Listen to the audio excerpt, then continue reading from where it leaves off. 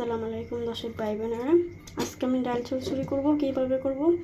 এখানে আমি আদা বাটা, রসুন বাটা, জিরা বাটা দিলাম, পেঁয়াজ কুচি দিছি, রসুন কুচি, কাঁচামরিচ, টমেটো, ডাল আর হলো আলু, চিকেন করে আলু পয়লা দিলাম।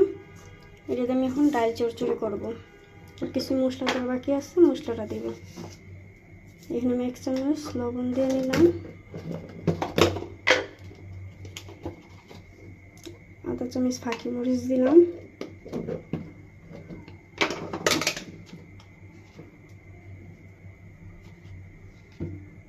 2 চামচ হলুদ গুঁড়ো দিয়ে নিলাম।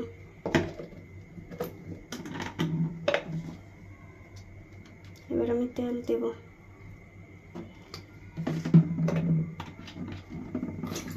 এর হাতে ভালো করে মাখাইতে হবে।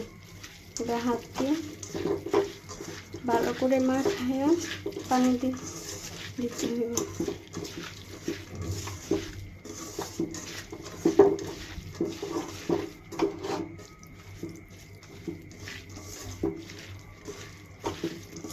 যত মাখাইবেন তত খাইতে স্বাদ লাগবে, মানে এটা মাখানোর মধ্যে অনেকটা স্বাদ লাগে।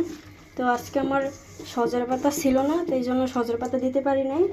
তো আপনারা সজের পাতা থাকলে অবশ্যই দেওয়ার চেষ্টা করবেন। এখন আমি পানি দিব।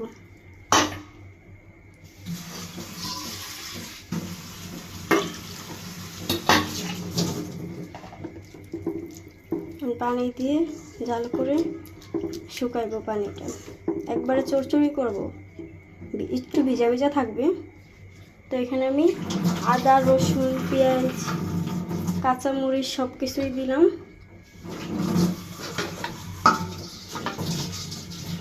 এবার আমি দিব। এবার আমি ঢাকনাটা খুইলে একটু লাড়া দিয়ে দিব ডাল চচ্চড়িটা।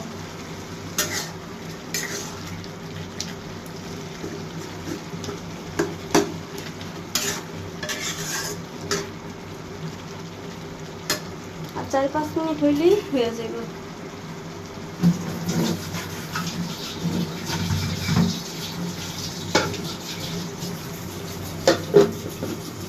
এই যেমন ডাল চচ্চড়ি রান্না হয়ে গেছে। একটু অনেক শুকায় গেছে, একটু ভিজা ভিজা থাকলে হইলে। আমি একটা কাজে ব্যস্ত হয়ে গেছিলাম, আর মনে ছিল না। সমস্যা নেই, খাইতে অনেক স্বাদ লাগবে। আপনারাও এভাবে করে খাইবেন।